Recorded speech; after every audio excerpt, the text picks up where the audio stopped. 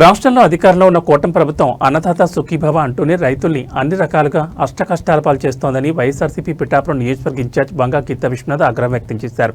రైతులకు పూర్తి ఆసరాగా నిలిచిన ఏకైక ప్రభుత్వం జగన్మోహన్ రెడ్డి ప్రభుత్వమేనని ఆమె పేర్కొన్నారు.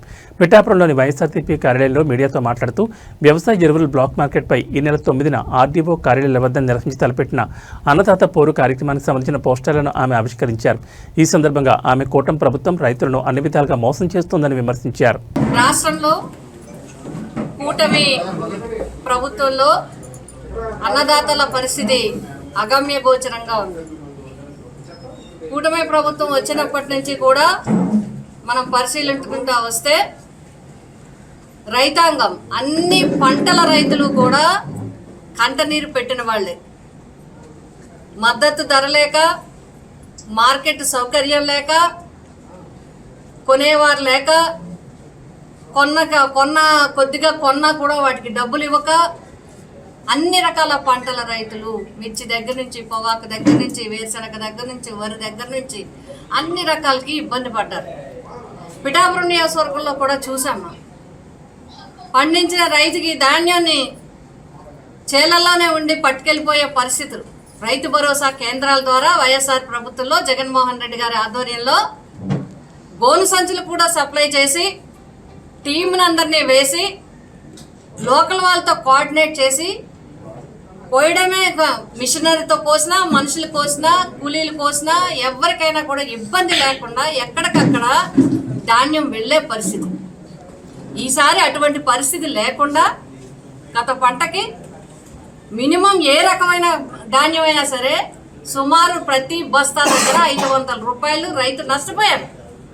డబ్బు నష్టపోతే పర్లేదు, మానసిక వేదన పడ్డాడు రైతు. రైతులకి డబ్బు రిలీజ్ చేయడానికి 3 నెలలు పట్టింది. ఈ పరిస్థితి అయింది. మళ్ళీ పంటకి అదును వచ్చింది. దున్నుకొని పంటకొని మరి పంట మొదలు పెట్టే సమయానికి యూరియా కొరత. ముందేమో వర్షాలు రాలేదు, ఒక పక్క ప్రకృతి, ఒక పక్క ప్రభుత్వం. ప్రకృతిని ఎవరు ఏం చేయలేం మనం. అప్పుడు అకాల వర్షాలు పంట చేలో ఉండగా అకాల వర్షాలు వస్తే రెండో పంట మొదలు పెట్టేటప్పటికి నీరు లేకుండా ఇబ్బంది, నీరు కోసం ఇబ్బంది. ఈ ప్రకృతిని ఎదుర్కొని వస్తే ఈరోజు రైతు పరిస్థితి యూరియా అందుబాటులో ఇవ్వలేని పరిస్థితి. ఇప్పటి వరకు ఇన్ని సంవత్సరాల్లో ఎప్పుడు చూడలేదు ఇంత యూరియాకి పరిస్థితి. సాధారణంగా మన రైతాంగానికి అలవాటేంటి, సైకిల్ మీదో బండి మీదో ఏదో దాని మీద పొలానికి వెళ్తూ యూరియా బస్తా కొనుక్కొని బండి మీద వెనకాల వేసుకుని వెళ్ళి చల్లేసుకుని వచ్చే పరిస్థితి. అంత సులువుగా వ్యవసాయం చేసుకునే పద్ధతి నుంచి ఇవాళ యూరియా కోసం పనులు మానుకొని సొసైటీల దగ్గర నిలబడే పరిస్థితి.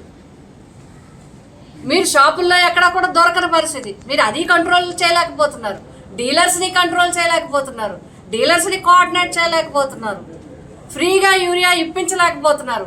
కేంద్రంలో కూటమి ప్రభుత్వాన్ని ఈరోజు ఈ కూటమిలో బీజేపీ ప్రభుత్వం ఉంది. ఆ బీజేపీలో ఈ తెలుగుదేశం ఈ ప్రభుత్వాలు ఈ పార్టీలు కూడా పన్నాయి. పైన కేంద్రంలో రాష్ట్రంలో కూడా 3 పార్టీలు కలిసి ఉన్నాయి. మరి కలిసి ఉండి ఇదేమి ఇబ్బంది, ఎందుకు ఇబ్బంది వస్తుంది? యూరియాకి ఎందుకు ఇబ్బంది రావాలి? అధికారులు ఏం చేస్తారు? కేవలం అధికారులని మధ్యలో పెడుతున్నారు. ఇవాళ అధికారులు బలి చేస్తున్నారు, రైతుల్ని బలి చేస్తున్నారు. అధికారులు రైతులకు మొహాలు చూపించలేకపోతున్నారు. యూరియా కొంత ఎందుకు వచ్చింది? దీంట్లో పెద్ద కుట్ర కూడా ఉంది. అసలు లెక్కలు తేలాలి. కేంద్రం నుంచి మీకు డిమాండ్ ఇచ్చిందెంత, వచ్చిందెంత? సబ్సిడీల కోసం మీరు డిమాండ్ కూడా తగ్గించి చూపించవచ్చు. సబ్సిడీ డబ్బు రూపంలో వస్తుంది, రాష్ట్రానికి డబ్బు ఉపయోగపడుతుందనా, ఇవన్నీ కూడా తేలాల్సిన అవసరం ఉంది. ఎందుకంటే అన్నదాత రైతు. ఈరోజు మన అన్నంలో నోట్లోకి వెళ్తుందంటే రైతుని జాగ్రత్తగా చూడాల్సిన పరిస్థితి. ఒక పక్క యూరియా లేదు, రెండోది ఇన్సూరెన్స్. ఇప్పటి వరకు జగన్ గారి ప్రభుత్వంలో ఇన్సూరెన్స్ ప్రభుత్వమే కట్టింది.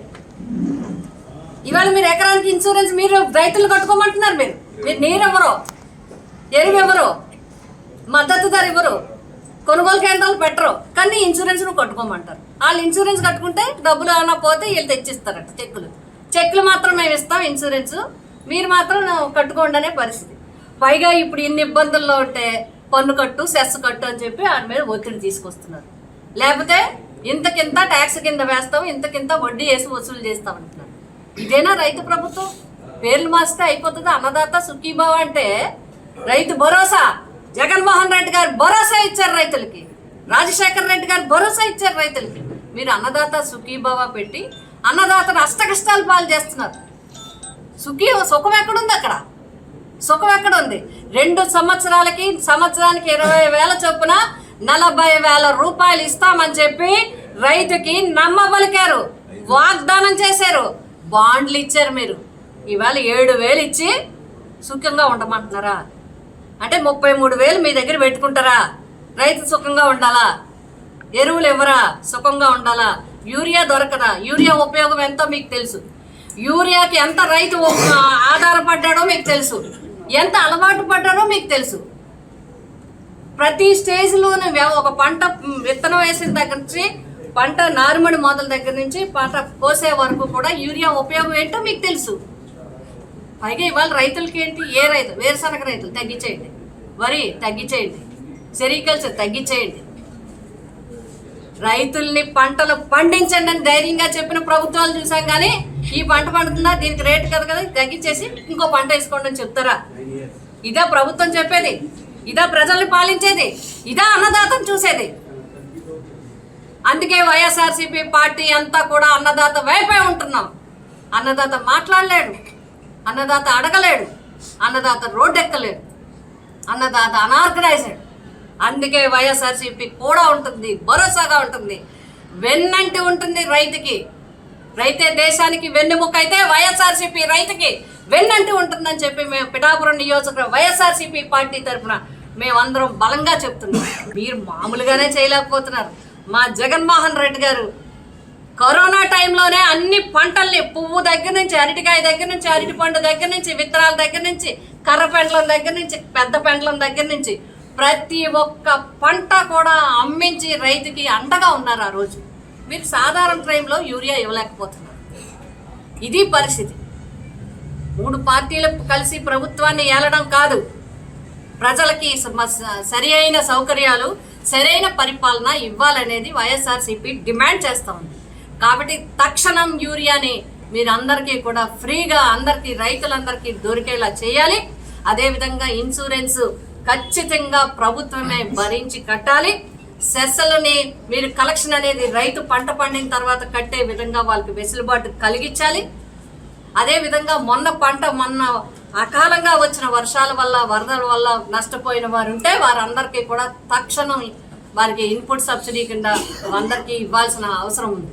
ఇవన్నీ కూడా మేమందరం కూడా డిమాండ్ చేస్తున్నాం. వైఎస్ఆర్సీపీ పార్టీ జగన్మోహన్ రెడ్డి గారు మాకు ఇచ్చిన ఆదేశాల ప్రకారం ప్రతి రెవెన్యూ డివిజన్లో రాష్ట్ర వ్యాప్తంగా చేస్తాం. మన పిఠాపురం నియోజకవర్గానికి కాకినాడ రెవెన్యూ డివిజన్ కాబట్టి కాకినాడ రెవెన్యూ డివిజన్ దగ్గర రైతు తరపున మేమందరం కూడా ఈ ప్రభుత్వాన్ని నిలదీస్తాం, ఈ ప్రభుత్వం మీద పోరాటం చేస్తాం. రైతుకి మళ్ళీ అన్ని సౌకర్యాలు అందే వరకు వైఎస్ఆర్సీపీ పిఠాపురం నియోజకవర్గం తరపున మేమందరం కూడా పోరాటం చేస్తామని తెలియజేస్తూ